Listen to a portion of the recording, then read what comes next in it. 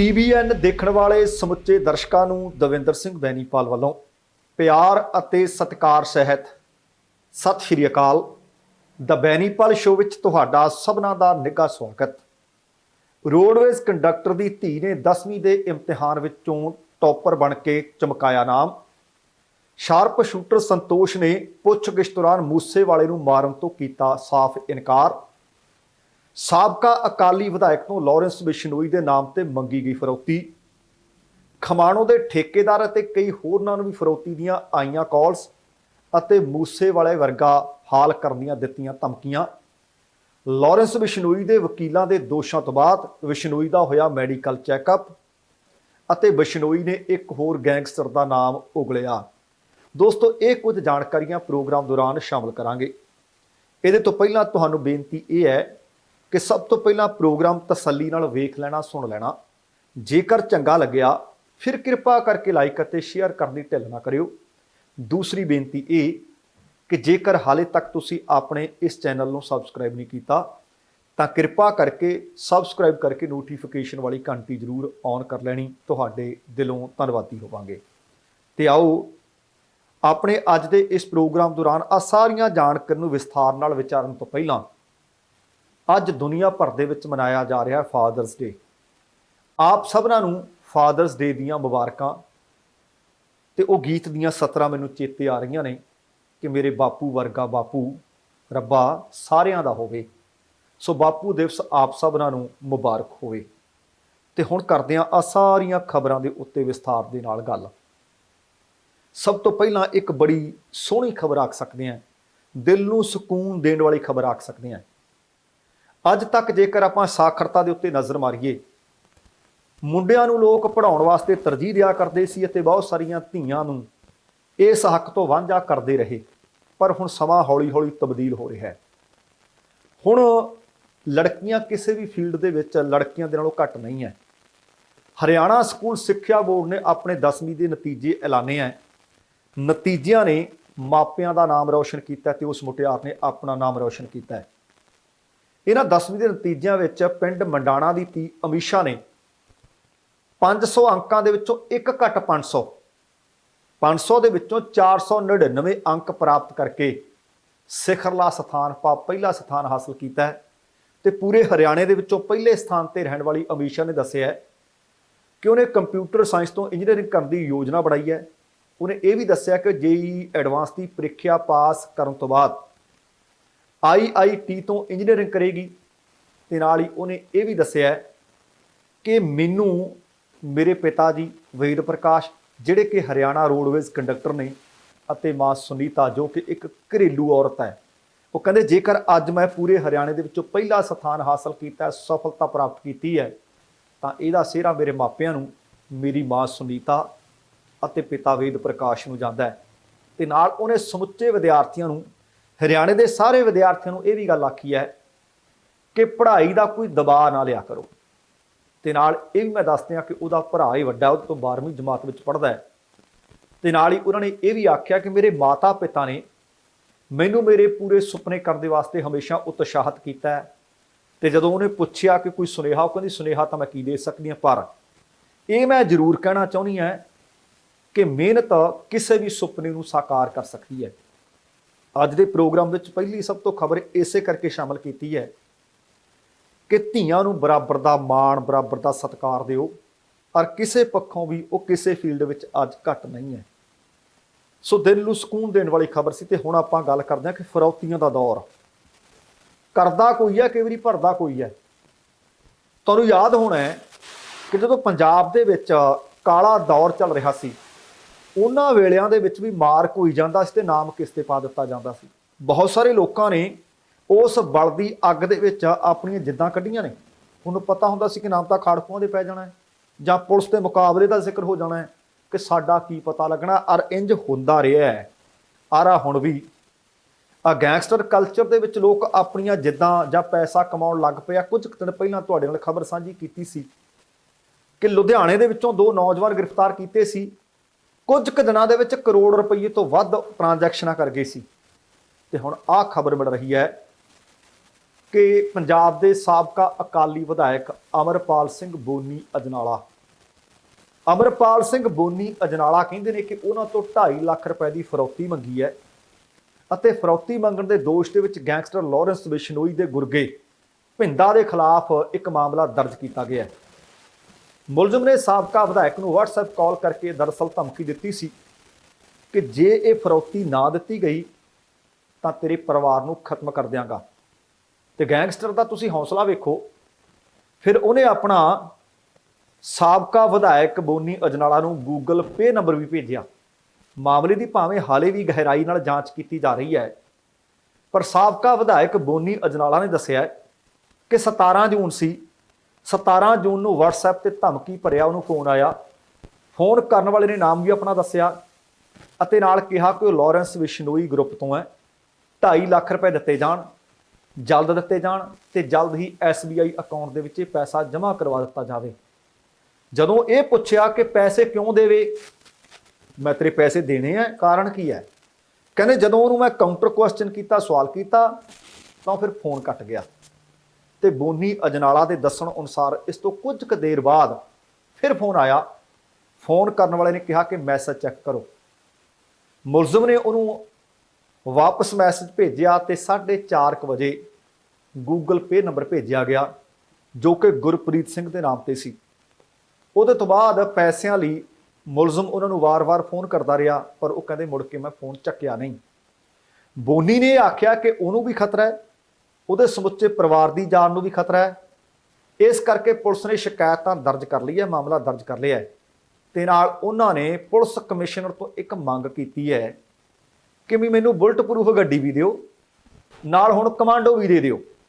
ਹੁਣ ਜਿਹੜੀ ਮੈਂ ਗੱਲ ਤੁਹਾਨੂੰ ਬੀਤੇ ਦਿਨ ਹੀ ਕਰਦਾ ਸੀ ਕਿ ਦੇਖੋ ਸਿੱਧੂ ਮੂਸੇਵਾਲਾ ਦਾ ਕਤਲ ਹੋ ਗਿਆ, ਕਿਸੇ ਸਿਆਸਤਦਾਨ ਨੇ ਇਹ ਨਹੀਂ ਕਿਹਾ ਕਿ ਭਾਈ ਸਮੁੱਚਾ ਪੰਜਾਬ ਸੁਰੱਖਿਅਤ ਹੋਵੇ। ਸਾਰਿਆਂ ਨੂੰ ਆਪੋ ਧਾਪੀ ਪੈ ਗਈ ਸੀ, ਮੈਨੂੰ ਕਮਾਂਡੋ ਮੈਨੂੰ ਸੁਰੱਖਿਆ, ਮੈਨੂੰ ਕਮਾਂਡੋ ਮੈਨੂੰ ਸੁਰੱਖਿਆ। ਆਪਾਂ ਉਸ ਦਿਨ ਵੀ ਇਹ ਸਵਾਲ ਕੀਤਾ ਸੀ ਕਿ ਹੋਣਾ ਤਾਂ ਇਹ ਚਾਹੀਦਾ ਸੀ ਕਿ ਸਾਰੇ ਸਿਰ ਤੋੜ ਯਤਨ ਕਰਦੇ ਕਿ ਭਾਈ ਪੰਜਾਬ ਸੁਰੱਖਿਅਤ ਰਹੇ।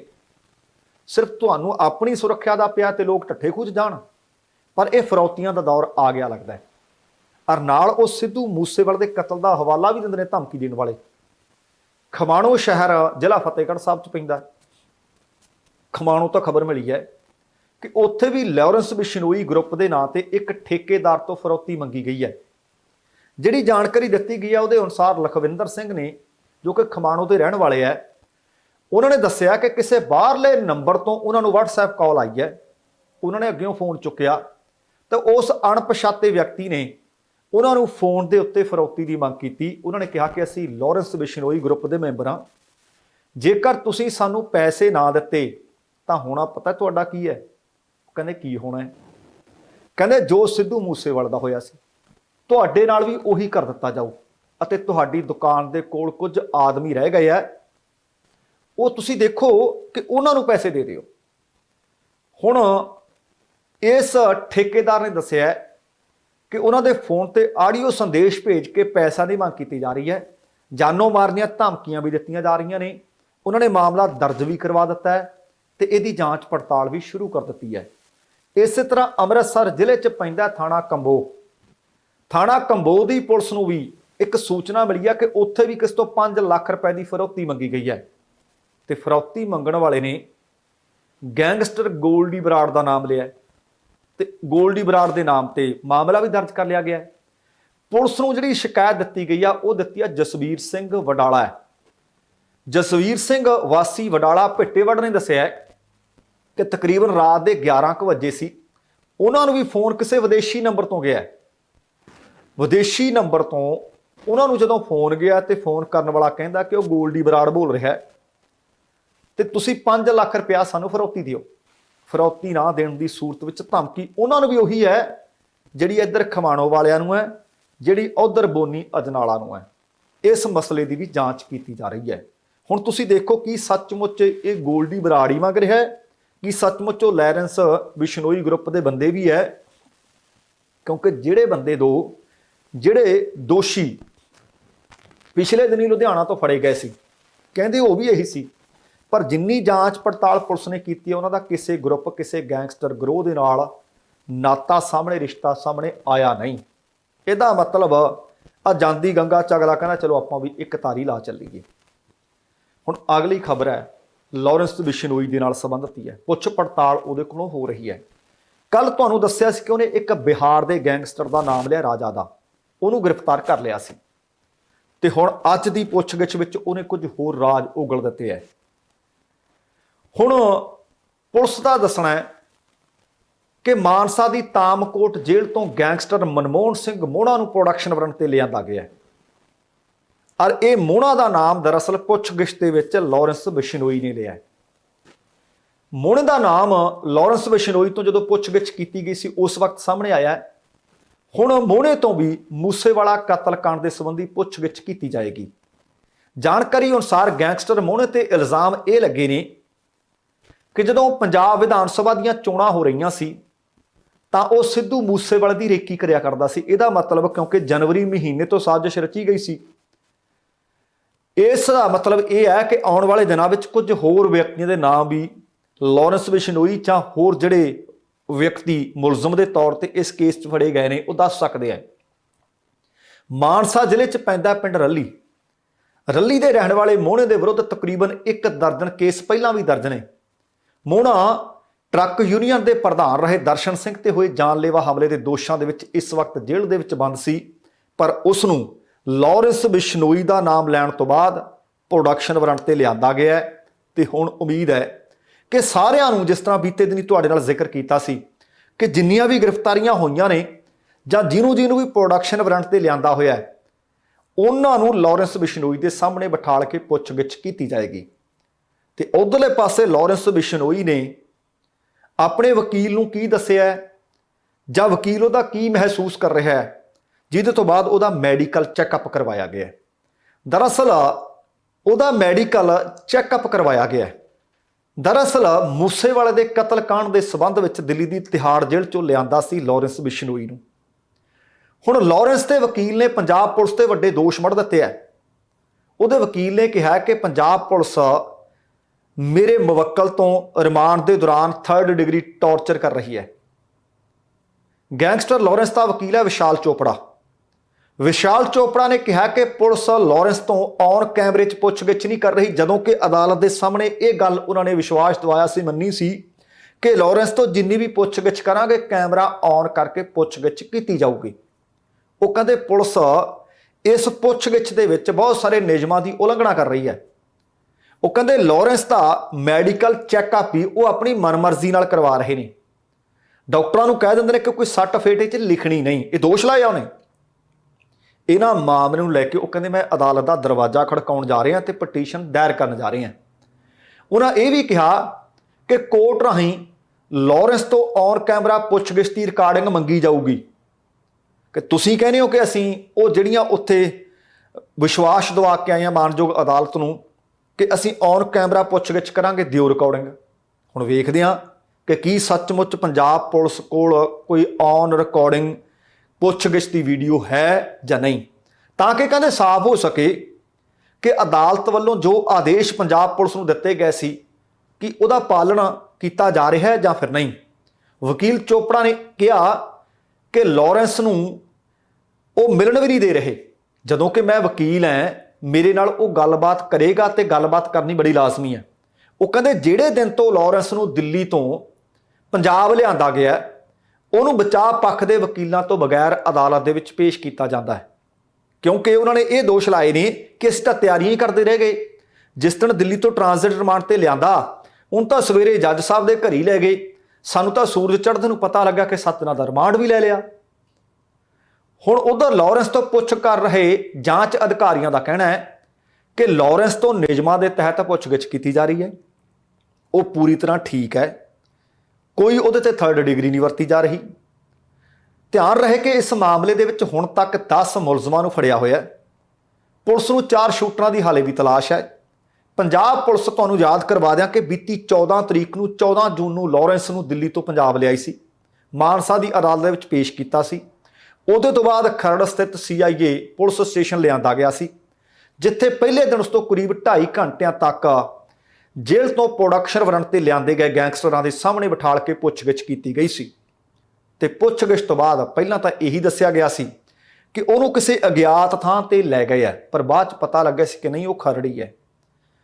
ਪਰ ਖਰੜ 'ਚ ਹੋਵੇ ਜਾਂ ਕਿਤੇ ਹੋਰ ਹੋਵੇ ਇਹ ਗੱਲ ਬਹੁਤੀ ਨਹੀਂ ਮੈਨੇ ਰੱਖਦੀ। ਪਰ ਮੈਨੇ ਇਹ ਰੱਖਦੀ ਆ ਕਿ ਜਿਹੜੇ ਵਕੀਲ ਉਹਦੇ 'ਤੇ ਦੋਸ਼ ਲਾ ਰਹੇ ਨੇ ਕਿ ਉਹ ਮਨਘੜਤ ਨੇ।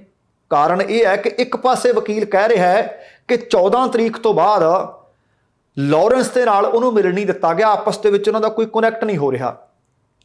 ਜੇ ਕੁਨੈਕਟ ਨਹੀਂ ਹੋ ਰਿਹਾ, ਜੇ ਆਪਸ ਦੇ ਵਿੱਚ ਸੰਪਰਕ ਨਹੀਂ ਬਣ ਰਿਹਾ, ਤਾਂ ਫਿਰ ਚੋਪੜਾ ਸਾਹਿਬ ਨੂੰ ਪਤਾ ਕਿਵੇਂ ਲੱਗ ਗਿਆ ਕਿ ਉਹਦੇ ਤੇ 3rd ਡਿਗਰੀ ਵੀ ਹੋ ਰਿਹਾ ਹੈ, ਉਹਦਾ ਕੈਮਰਾ ਵੀ ਆਫ ਕਰਕੇ ਉਹਦੇ ਕੋਲੋਂ ਪੁੱਛਗਿੱਛ ਕੀਤੀ ਜਾ ਰਹੀ ਹੈ। ਪਰ ਕਾਲੇ ਕੋਟ ਭਾਈ ਬਹੁਤ ਕੁਝ ਕਰਾ ਦਿੰਦੇ ਆ। ਹੁਣ CIA ਸਟਾਫ ਖਰੜ ਦੇ ਵਿੱਚ ਉਹਦੇ ਕੋਲੋਂ ਪੁੱਛਗਿੱਛ ਇਸ ਵਕਤ ਹੋ ਰਹੀ ਹੈ।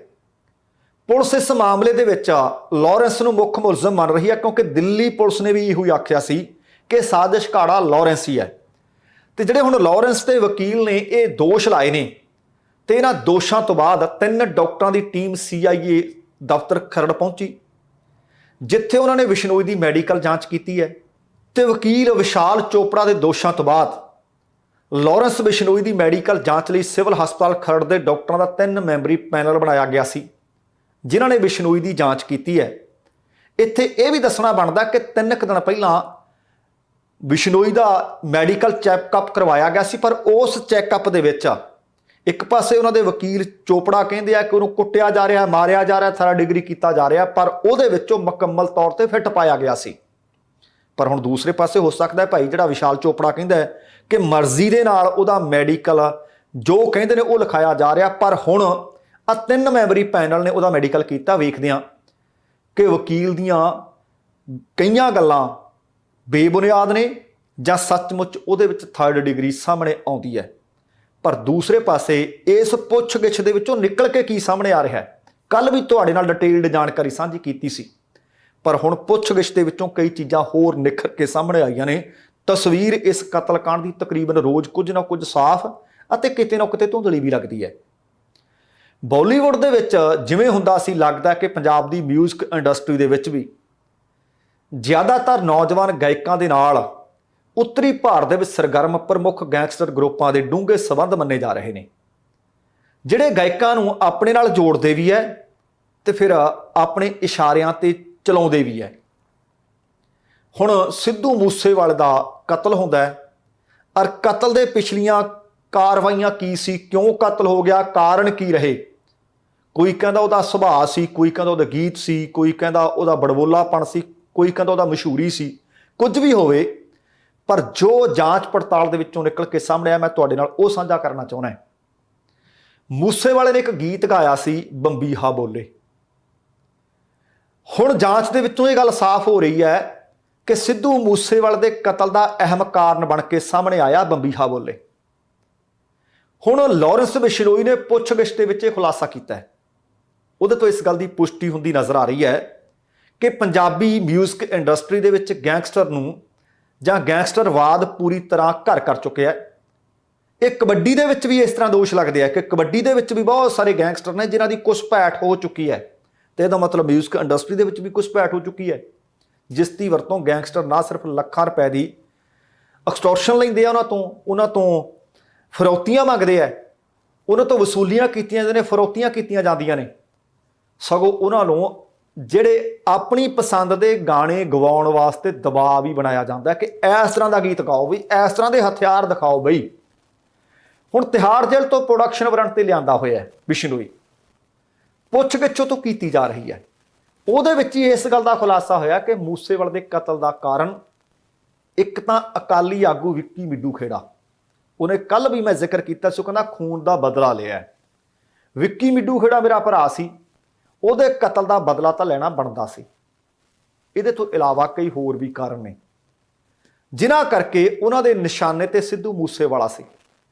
ਹੁਣ ਉਹਨੇ ਖੁਲਾਸਾ ਕੀਤਾ ਕਿ ਮੂਸੇਵਾਲੇ ਨੂੰ ਬੰਬੀਹਾ ਬੋਲੇ ਗਾਣਾ ਨਾ ਗਾਉਣ ਦੀ ਅਸੀਂ ਸਲਾਹ ਦਿੱਤੀ ਸੀ ਕਿ ਬੰਬੀਹਾ ਬੋਲੇ ਗੀਤ ਨਾ ਗਾਈ। ਕਹਿੰਦੇ ਇਹਦੇ ਬਾਵਜੂਦ ਮੂਸੇਵਾਲੇ ਨੇ ਉਹ ਗੀਤ ਗਾਇਆ ਹੀ ਨਹੀਂ, ਸਗੋਂ ਲੋਕਾਂ ਦੀ ਪਸੰਦ ਤੇ ਵੀ ਚੜ ਗਿਆ। ਅਸਲ ਦੇ ਵਿੱਚ ਬਿਸ਼ਨੋਈ ਗੈਂਗ ਅਤੇ ਬੰਬੀਹਾ ਗਰੁੱਪ ਦੇ ਵਿਚਕਾਰ ਦੁਸ਼ਮਣੀ ਹੈ ਵੀ ਪੁਰਾਣੀ ਤੇ ਹੈ ਵੀ ਗਹਿ ਗੱਚ। ਮੋਗਾ ਨਾਲ ਸੰਬੰਧ ਸੀ ਦਵਿੰਦਰ ਬੰਬੀਹਾ ਨੇ ਅਪਰਾਧ ਦੀ ਦੁਨੀਆ ਦੇ ਵਿੱਚ ਸਿਰਫ 4 ਸਾਲਾਂ ਦੇ ਵਿੱਚ ਜੋ ਕੁਝ ਵੀ ਕੀਤਾ ਕਿ 4 ਸਾਲ ਦੀ ਜ਼ਿੰਦਗੀ ਸੀ ਉਹਦੀ। ਬਿਸ਼ਨੋਈ ਗੈਂਗ ਨਾਲ ਸੰਬੰਧਿਤ ਕਈ ਮੈਂਬਰਾਂ ਦਾ ਉਹਨੇ ਕਤਲ ਵੀ ਕੀਤਾ, ਜਿਸ ਤੋਂ ਬਾਅਦ ਦੋਵੇਂ ਗੈਂਗਾਂ ਦੇ ਵਿੱਚ ਆਪਸੀ ਦੁਸ਼ਮਣੀ ਇੱਥੋਂ ਤੱਕ ਵਧੀ ਕਿ ਇੱਕ ਦੂਸਰੇ ਦੇ ਕਈ ਮੈਂਬਰਾਂ ਦੀਆਂ ਜਾਨਾਂ ਵੀ ਲਈਆਂ। ਸਰਪੰਚ ਰਵੀ ਖਵਾਜਕੇ ਦੇ ਵਿਆਹ ਸਮਾਗਮ ਦੇ ਵਿੱਚ ਦਾਖਲ ਹੋ ਕੇ ਗੋਲੀਆਂ ਮਾਰ ਕੇ ਕਤਲ ਕਰਕੇ ਚਰਚਾ ਵਿੱਚ ਆਇਆ ਸੀ ਅਸਲ ਦੇ ਵਿੱਚ ਦਵਿੰਦਰ ਬੰਬੀਹਾ। ਦਵਿੰਦਰ ਬੰਬੀਹਾ ਨੇ ਫਿਰ ਇੱਕ ਤੋਂ ਬਾਅਦ ਇੱਕ ਕਈ ਕਤਲਾਂ ਨੂੰ ਅੰਜਾਮ ਦਿੱਤਾ ਤੇ ਬਾਅਦ ਦੇ ਵਿੱਚ ਤੁਹਾਨੂੰ ਪਤਾ ਕਿ ਪੁਲਿਸ ਮੁਕਾਬਲੇ ਦੇ ਵਿੱਚ ਉਹ ਮਾਰ ਦਿੱਤਾ ਗਿਆ ਸੀ। ਪਰ ਮਰਨ ਤੋਂ ਬਾਅਦ ਵੀ ਉਹਦਾ ਗਰੁੱਪ ਨਹੀਂ ਖਤਮ ਹੋਇਆ। ਉਹਦਾ ਗੈਂਗ ਪੰਜਾਬ 'ਚ ਵੀ, ਹਰਿਆਣਾ 'ਚ ਵੀ ਤੇ ਕਈਆਂ ਹੋਰਨਾਂ ਥਾਵਾਂ ਤੇ ਅੱਜ ਵੀ ਸਰਗਰਮ ਹੈ ਤੇ ਜਿਹਨੂੰ ਲੱਕੀ ਪਟਿਆਲ ਵੱਲੋਂ ਚਲਾਇਆ ਜਾ ਰਿਹਾ ਹੈ। ਕਹਿੰਦੇ ਜਦੋਂ ਮੂਸੇਵਾਲਾ ਨੇ ਬੰਬੀਹਾ ਬੋਲੇ ਗੀਤ ਗਾਇਆ ਤਾਂ ਲਾਰੈਂਸ ਬਿਸ਼ਨੋਈ ਅਤੇ ਕੁਝ ਗੈਂਗ ਮੈਂਬਰ ਸੀ ਜਿਹੜੇ ਬਿਸ਼ਨੋਈ ਦੇ, ਉਹਨਾਂ ਨੂੰ ਲੱਗਿਆ ਕਿ ਇਹ ਜਿਹੜਾ ਗੀਤ ਹੈ ਉਹਨਾਂ ਨੇ ਬਿਸ਼ਨੋਈ ਗੈਂਗ ਨੂੰ ਚੜਾਉਣ ਵਾਸਤੇ ਕੀਤਾ, ਉਹਨੂੰ ਰੋਕਿਆ ਵੀ ਸੀ ਪਰ ਉਹ ਰੁਕਿਆ ਨਹੀਂ। ਇਹਦੇ ਤੋਂ ਇਲਾਵਾ ਲਾਰੈਂਸ ਦੇ ਵੱਲੋਂ ਸਿੱਧੂ ਮੂਸੇਵਾਲਾ ਨੂੰ ਵਿਰੋਧੀ ਗੈਂਗ ਦੇ ਹਮਾਇਤੀਆਂ ਦੇ ਵੱਲੋਂ ਕਰਵਾਏ ਸਮਾਗਮਾਂ ਦੇ ਵਿੱਚ ਪਰਫਾਰਮੈਂਸ ਕਰਨ ਤੋਂ ਵੀ ਮਨਾ ਕੀਤਾ ਜਾਂਦਾ ਸੀ ਕਿ ਤੂੰ ਫਲਾਣੇ ਦੇ ਜਾ ਕੇ ਪ੍ਰੋਗਰਾਮ ਕਰਨਾ ਨਹੀਂ, ਪਰ ਉਹ ਫਿਰ ਵੀ ਜਾਂਦਾ ਰਿਹਾ। ਹੁਣ ਇਹਨਾਂ ਗੱਲਾਂ ਨੂੰ ਲੈ ਕੇ ਮੂਸੇਵਾਲੇ ਤੇ ਅਤੇ ਲਾਰੈਂਸ ਦੇ ਵਿਚਕਾਰ ਖਿੱਚੋਤਾਣ ਚੱਲ ਰਹੀ ਸੀ। ਕਹਿੰਦੇ ਮਾਮਲਾ ਉਸ ਵਕਤ ਗੰਭੀਰ ਮੋੜ ਲੈ ਗਿਆ ਜਦੋਂ ਅਕਾਲੀ ਆਗੂ ਵਿੱਕੀ ਮਿੱਡੂ ਖੇੜਾ ਦਾ ਕਤਲ ਅਤੇ ਕਤਲ ਦੇ ਵਿੱਚ ਇੱਕ ਵਿਅਕਤੀ ਦਾ ਨਾਮ ਆਇਆ ਜਿਸ ਦਾ ਮੈਂ ਕੱਲ ਵੀ ਤੁਹਾਡੇ ਨਾਲ ਜ਼ਿਕਰ ਕੀਤਾ ਸੀ। ਉਹ ਮੈਨੇਜਰ ਦੱਸਿਆ ਜਾਂਦਾ ਸੀ ਸ਼ਗਨਪ੍ਰੀਤ। ਉਹਦੇ ਤੋਂ ਬਾਅਦ ਉਹ ਆਸਟ੍ਰੇਲੀਆ ਫਰਾਰ ਹੋਇਆ, ਪਰ ਉਹ ਕਹਿੰਦੇ ਫਰਾਰ ਹੋਇਆ ਨਹੀਂ, ਸਿੱਧੂ ਮੂਸੇਵਾਲੇ ਨੇ ਫਰਾਰ ਕਰਵਾਇਆ, ਜਿਹਦੇ ਕਰਕੇ ਮੂਸੇਵਾਲੇ ਦੇ ਨਾਲ ਉਹ ਕਹਿੰਦੇ ਸਾਡੀ ਦੁਸ਼ਮਣੀ ਹੋਰ ਡੂੰਘੀ ਹੋ ਗਈ ਤੇ ਸਿੱਧੂ ਮੂਸੇਵਾਲੇ ਦੇ ਕਤਲ ਦੀ ਸਾਜ਼ਿਸ਼ ਤਿਹਾੜ ਜੇਲ੍ਹ ਦੇ ਵਿੱਚ ਬੈਠ ਕੇ ਘੜੀ ਗਈ। ਤੇ ਇਸ ਮਾਮਲੇ ਨੂੰ ਸੁਲਝਾਉਣ ਦੇ ਲਈ ਹੁਣ ਲੱਗਦਾ ਕਿ ਪੁਲਿਸ ਕਾਫੀ ਨੇੜੇ ਪੁੱਜਦੀ ਜਾ ਰਹੀ ਹੈ। ਜਾਂਚ ਦੇ ਵਿੱਚ ਜੁਟੀ ਹੋਈ ਆ ਪੁਲਿਸ। ਇੱਕ ਨਹੀਂ, ਹਰਿਆਣੇ ਵਾਲੇ ਵੀ ਲੱਗੇ ਹੋਏ ਨੇ, ਦਿੱਲੀ ਵਾਲੇ ਵੀ ਲੱਗੇ ਹੋਏ ਨੇ, ਉਧਰ ਪੁਣੇ ਦੇ ਵਿੱਚ ਵੀ ਲੱਗੇ ਹੋਏ ਨੇ। ਪਰ ਹੁਣ ਮਿਊਜ਼ਿਕ ਇੰਡਸਟਰੀ ਦੇ ਵਿੱਚ ਕੀ ਸੱਚਮੁੱਚ ਉਹਦੀ ਇੰਨੀ ਚੜ੍ਹਤ ਉਹਦੇ ਕਤਲ ਦਾ ਕਾਰਨ ਬਣ ਗਈ? ਕੀ ਕਿਤੇ ਪੰਜਾਬੀ ਮਿਊਜ਼ਿਕ ਇੰਡਸਟਰੀ ਨਾਲ ਸੰਬੰਧਿਤ ਕੋਈ ਵਿਅਕਤੀ ਤਾਂ ਨਹੀਂ ਸੀ ਜਿਹੜਾ ਇਸ ਕਤਲ ਕਾਂਡ ਦੇ ਪਿੱਛੇ ਉਹਦਾ ਵੀ ਨਾਮ ਹੋ ਸਕਦਾ ਹੈ? ਭਾਵੇਂ ਕਿ ਕੁਝ ਲੋਕ ਕਈ ਗਾਇਕ ਕਲਾਕਾਰਾਂ ਦਾ ਤੇ ਕਿਸੇ ਮਿਊਜ਼ਿਕ ਕੰਪਨੀ ਦਾ ਨਾਮ ਵੀ ਲਈ ਜਾਂਦੇ ਨੇ, ਪਰ ਹੁਣ ਤੱਕ ਦੀ ਪੁੱਛਗਿੱਛ ਦੇ ਵਿੱਚ ਲਾਰੈਂਸ ਬਿਸ਼ਨੋਈ ਨੇ ਕਿਸੇ ਗਾਇਕ ਕਲਾਕਾਰ ਦਾ ਨਾਮ ਸਾਹਮਣੇ ਨਹੀਂ ਲਿਆ, ਕਿਸੇ ਮਿਊਜ਼ਿਕ ਕੰਪਨੀ ਦਾ ਨਾਮ ਸਾਹਮਣੇ ਨਹੀਂ ਆਇਆ। ਪਰ ਇਸ ਗੱਲ ਤੋਂ ਇਨਕਾਰ ਵੀ ਨਹੀਂ ਕਰ ਸਕਦੇ ਕਿ ਹੋ ਸਕਦਾ ਕਿ ਆਉਣ ਵਾਲੇ ਦਿਨਾਂ ਵਿੱਚ ਇਹਦੀਆਂ ਕੁਝ ਪਰਤਾਂ ਹੋਰ ਉਧੜ ਕੇ ਸਾਹਮਣੇ ਆ ਜਾਣ। ਪਰ ਹੁਣ ਤੱਕ ਉਹਨਾਂ ਨੇ ਦੱਸਿਆ ਕਿ ਅਸਲ ਦੇ ਵਿੱਚ ਤਤਕਾਲੀ ਕਾਰਨ ਤਾਂ ਵਿੱਕੀ ਮਿੱਡੂ ਖੇੜਾ ਦਾ ਕਤਲ ਬਣਿਆ, ਪਰ ਕਤਲ ਤੋਂ ਪਹਿਲਾਂ ਕਿ ਸਾਡੀਆਂ ਆਖੀਆਂ ਗੱਲਾਂ ਤੋਂ ਉਹ ਰੁਕਦਾ ਨਹੀਂ ਸੀ। ਬੰਬੀਹਾ ਗਰੁੱਪ ਦੇ ਨਾਲ ਉਹ ਸਾਡੇ ਨੂੰ ਲੱਗਦਾ ਸੀ ਕਿ ਉਹਦੀਆਂ ਐਸੋਸੀਏਸ਼ਨਜ਼ ਨੇ ਤੇ ਆਖਰਕਾਰ ਵਿੱਕੀ ਮਿੱਡੂ ਖੇੜਾ ਦਾ ਕਤਲ ਇਮੀਡੀਏਟ ਕਾਜ਼ ਬਣ ਗਿਆ, ਤਤਕਾਲੀ ਕਾਰਨ ਬਣ ਗਿਆ। ਤੇ ਹੁਣ ਇੱਕ ਸ਼ਾਰਪ ਸ਼ੂਟਰ ਹੋਰ ਫੜਿਆ ਸੀ। ਪੁਣੇ ਦਾ ਸ਼ਾਰਪ ਸ਼ੂਟਰ ਹੈ ਸੰਤੋਸ਼ ਯਾਦਵ। ਸੰਤੋਸ਼ ਯਾਦਵ ਨੇ ਸਿੱਧੂ ਮੂਸੇਵਾਲੇ ਦੇ ਕਤਲ ਕਾਂਡ ਦੇ ਵਿੱਚ ਆਪਣੀ ਸ਼ਮੂਲੀਅਤ ਹੋਣ ਤੋਂ ਸਾਫ਼ ਇਨਕਾਰ ਕਰ ਦਿੱਤਾ ਹੈ। ਅਸਲ ਦੇ ਵਿੱਚ ਪੁਣੇ ਦੀ ਪੁਲਿਸ ਉਹਦੇ ਕੋਲੋਂ ਪੁੱਛਗਿੱਛ ਇਸ ਵਕਤ ਕਰ ਰਹੀ ਹੈ। ਪੁੱਛਗਿੱਛ ਦੇ ਦੌਰਾਨ ਉਹਨੇ ਆਖਿਆ ਕਿ ਜਿਹੜੇ ਦਿਨ ਸਿੱਧੂ ਮੂਸੇਵਾਲੇ ਦਾ ਕਤਲ ਹੁੰਦਾ ਹੈ ਉਹ ਤਾਂ ਪੰਜਾਬ ਗਿਆ ਹੀ ਨਹੀਂ, ਉਸ ਦਿਨ ਤਾਂ ਉਹ ਗੁਜਰਾਤ ਵਿੱਚ ਸੀ। ਮੈਂ ਤੁਹਾਨੂੰ ਇਹ ਵੀ ਦੱਸ ਦਿਆਂ ਕਿ ਸੰਤੋਸ਼ ਯਾਦਵ ਨੂੰ ਪੁਣੇ ਦੀ ਪੁਲਿਸ ਨੇ ਕਤਲ ਕੇਸ ਦੇ ਮਾਮਲੇ ਦੇ ਵਿੱਚ ਗੁਜਰਾਤ ਦੇ ਕੱਛ ਇਲਾਕੇ ਚੋਂ ਹੀ ਗ੍ਰਿਫਤਾਰ ਕੀਤਾ ਸੀ। ਸੰਤੋਸ਼ ਯਾਦਵ ਦਾ ਦਾਅਵਾ ਕਿੰਨਾ ਸਹੀ ਹੈ, ਕਿੰਨਾ ਗਲਤ ਹੈ, ਕੀ ਸੱਚ ਬੋਲ ਰਿਹਾ ਕੀ ਝੂਠ ਬੋਲ ਰਿਹਾ, ਇਹ ਹਾਲੇ ਵੀ ਜਾਂਚ ਦਾ ਵਿਸ਼ਾ ਹੈ। ਪਰ ਦੱਸਣਾ ਬਣਦਾ ਕਿ ਦਿੱਲੀ ਅਤੇ ਪੁਣੇ ਪੁਲਿਸ ਨੇ ਕੁਝ ਕੁ ਦਿਨ ਪਹਿਲਾਂ ਸ਼ਾਰਪ ਸ਼ੂਟਰ ਸੌਰਵ ਮਹਾਕਾਲ ਨੂੰ ਗ੍ਰਿਫਤਾਰ ਕੀਤਾ ਸੀ ਤੇ ਦਿੱਲੀ ਪੁਲਿਸ ਜਦੋਂ ਮਹਾਕਾਲ ਤੋਂ ਪੁੱਛਗਿੱਛ ਕਰ ਰਹੀ ਸੀ ਤਾਂ ਪੁੱਛਗਿੱਛ ਦੇ ਬਾਅਦ ਉਹਨਾਂ ਨੇ ਦਾਅਵਾ ਕੀਤਾ ਸੀ ਕਿ ਮਹਾਕਾਲ ਮੂਸੇਵਾਲੇ ਦੇ ਕਤਲ ਕਾਂਡ ਵਿੱਚ ਸ਼ਾਮਲ ਨਹੀਂ ਸੀ, ਪਰ ਉਹਨੇ ਪੁੱਛਗਿੱਛ ਦੇ ਵਿੱਚ ਦੋ ਵਿਅਕਤੀਆਂ ਦੇ ਨਾਮ ਲਏ ਸੀ। ਇੱਕ ਉਹਨੇ ਲਿਆ ਸੀ ਸੰਤੋਸ਼ ਯਾਦਵ ਦਾ, ਦੂਸਰਾ ਉਹਨੇ ਕਿਹਾ ਸੀ ਕਿ ਮੇਰਾ ਇੱਕ ਹੋਰ ਸਾਥੀ ਹੈ ਨਵਨਾਥ ਸੂਰਿਆਵੰਸ਼ੀ। ਉਹ ਕਹਿੰਦਾ ਸੀ ਨਵਨਾਥ ਅਤੇ ਸੰਤੋਸ਼ ਇਹ ਦੋਵੇਂ ਮੂਸੇਵਾਲੇ ਦੇ ਕਤਲ ਕਾਂਡ ਦੇ ਵਿੱਚ ਸ਼ਾਮਲ ਸਨ। ਹੁਣ ਜਦੋਂ ਪੁਣੇ ਦੀ ਪੁਲਿਸ ਨੇ ਸੰਤੋਸ਼ ਯਾਦਵ ਤੋਂ ਪੁੱਛਗਿੱਛ ਕੀਤੀ ਆ ਤਾਂ ਉਹਨੇ ਇਸ ਮੂਸੇਵਾਲੇ ਦੇ ਕਤਲ ਕਾਂਡ ਦੇ ਵਿੱਚ ਆਪਣਾ ਹੱਥ ਹੋਣ ਤੋਂ ਸਾਫ਼ ਇਨਕਾਰ ਕਰ ਦਿੱਤਾ ਹੈ। ਤੇ ਮੈਂ ਇੱਥੇ ਇਹ ਵੀ ਗੱਲ ਦੱਸ ਦਿਆਂ ਕਿ ਕੁਝ ਕੁ ਦਿਨ ਪਹਿਲਾਂ 8 ਸ਼ਾਰਪ ਸ਼ੂਟਰਸ ਦੀ ਇੱਕ ਸੂਚੀ ਦੱਸੀ ਗਈ ਸੀ। ਉਹਦੇ ਵਿੱਚ ਦਾਅਵਾ ਕੀਤਾ ਗਿਆ ਕਿ ਸਾਰੇ ਦੇ ਸਾਰੇ ਇਹ 8 ਦੇ 8 ਮੂਸੇਵਾਲੇ ਦੇ ਕਤਲ ਕਾਂਡ ਵਿੱਚ ਸ਼ਾਮਲ ਰਹੇ ਹੈ ਅਤੇ 8 ਸ਼ੂਟਰਾਂ ਦੀ ਇਹ ਲਿਸਟ, ਇਹ ਸੂਚੀ ਦਿੱਲੀ ਪੁਲਿਸ ਦੇ ਵੱਲੋਂ ਰਿਲੀਜ਼ ਕੀਤੀ ਗਈ ਸੀ, ਤਿਆਰ ਕੀਤੀ ਗਈ ਸੀ। ਜਦੋਂ ਕਿ ਪੰਜਾਬ ਪੁਲਿਸ ਸਿੱਧੂ ਮੂਸੇਵਾਲੇ ਦੇ ਕਤਲकांड ਦੇ ਨਾਲ ਸੰਬੰਧਿਤ 4 ਸ਼ਾਰਪ ਸ਼ੂਟਰਾਂ ਦੀ ਸ਼ਨਾਖਤ ਕਰ ਚੁੱਕੀ ਹੈ। ਉਹਨਾਂ ਵਿੱਚ 2 ਹਰਿਆਣਾ ਨਾਲ ਸੰਬੰਧਿਤ ਨੇ, 2 ਪੰਜਾਬ ਨਾਲ ਸੰਬੰਧਿਤ ਨੇ। ਹਰਿਆਣਾ ਦੇ ਸੋਨੀਪਤ ਦੇ ਪ੍ਰਿਆਵਰਤ ਫੌਜੀ ਅਤੇ ਅੰਕਿਤ ਸ਼ੇਰਸ਼ਾ, ਪੰਜਾਬ ਨਾਲ ਸੰਬੰਧਿਤ ਨੇ ਜਗਰੂਪ ਰੂਪਾ ਅਤੇ ਮਨੂ ਕੁੱਸਾ। ਇਹਨਾਂ 4 ਦੀ ਪੁਲਿਸ ਹਾਲੇ ਤਲਾਸ਼ ਕਰ ਰਹੀ ਹੈ ਅਤੇ 4 ਹਾਲੇ ਇਹ ਪੁਲਿਸ ਦੀ ਗ੍ਰਿਫਤ ਤੋਂ ਬਾਹਰ ਨੇ। ਹੁਣ ਆ ਕੁਝ ਕੁ ਕਾਰਨ ਨਿਤ ਪ੍ਰਤੀ ਦਿਨ ਨਿਕਲ ਕੇ ਸਾਹਮਣੇ ਆਉਂਦੇ ਨੇ ਕਿ ਮੂਸੇਵਾਲੇ ਦੇ ਕਤਲ ਦਾ ਦਰਅਸਲ ਕਾਰਨ ਕੀ ਬਣਿਆ। ਕੀ ਇਹ ਜਾਂਚ ਭਟਕਾਈ ਜਾ ਰਹੀ ਹੈ? ਕਿਉਂ ਹਾਲੇ ਤੱਕ ਇਹ ਨਹੀਂ ਦੱਸਿਆ ਜਾ ਰਿਹਾ ਕਿ ਹਥਿਆਰ ਕਿੱਥੋਂ ਆਏ ਸੀ? ਭਾਵੇਂ ਕਿ ਬੀਤੇ ਦਿਨੀ ਜਾਂਚ ਦੇ ਵਿੱਚ ਇਸ ਗੱਲ ਦਾ ਖੁਲਾਸਾ ਹੋਇਆ ਸੀ ਕਿ ਕਿਤੇ ਪੰਜਾਬ ਤੇ ਹਰਿਆਣਾ ਦੀ ਸਰਹੱਦ ਦੇ ਨੇੜੇ ਉਹ ਹਥਿਆਰ ਦੱਬੇ ਗਏ, ਪਰ ਹਾਲੇ ਤੱਕ ਵੀ ਉਹ ਹਥਿਆਰ ਬਰਾਮਦ ਨਹੀਂ ਹੋ ਸਕੇ।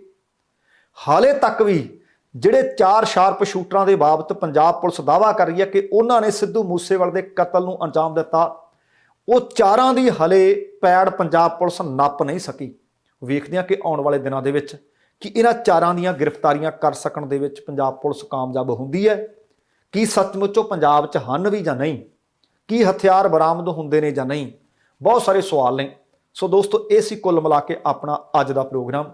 ਉਮੀਦ ਕਰ ਰਹੇ ਹਾਂ ਤੁਹਾਨੂੰ ਚੰਗਾ ਲੱਗਿਆ ਹੋਵੇਗਾ। ਜੇਕਰ ਪ੍ਰੋਗਰਾਮ ਚੰਗਾ ਲੱਗਿਆ, ਕਿਰਪਾ ਕਰਕੇ ਲਾਈਕ ਅਤੇ ਸ਼ੇਅਰ ਜ਼ਰੂਰ ਕਰ ਦੇਣਾ। ਤੇ ਜੇਕਰ ਹਾਲੇ ਤੱਕ ਤੁਸੀਂ ਆਪਣੇ ਇਸ ਚੈਨਲ ਨੂੰ ਸਬਸਕ੍ਰਾਈਬ ਨਹੀਂ ਕੀਤਾ ਤਾਂ ਕਿਰਪਾ ਕਰਕੇ ਸਬਸਕ੍ਰਾਈਬ ਕਰਕੇ ਨੋਟੀਫਿਕੇਸ਼ਨ ਵਾਲੀ ਘੰਟੀ ਜ਼ਰੂਰ ਔਨ ਕਰ ਲੈਣੀ। ਤੁਹਾਡੇ ਦਿਲੋਂ ਧੰਨਵਾਦੀ ਹੋਵਾਂਗੇ। ਤੇ ਨਾਲ ਹੀ ਜਾਣ ਤੋਂ ਪਹਿਲਾਂ ਕਹਾਂਗਾ, ਜ਼ਿੰਦਗੀ ਜਿੰਦਾਦਲੀ ਦਾ ਨਾਮ ਹੈ। ਦਵਿੰਦਰ ਸਿੰਘ ਬੈਨੀਪਾਲ ਨੂੰ ਆਗਿਆ ਦਿਓ। ਸਤਿ ਸ਼੍ਰੀ ਅਕਾਲ ਤੇ ਰੱਬ ਰਾਖਾ।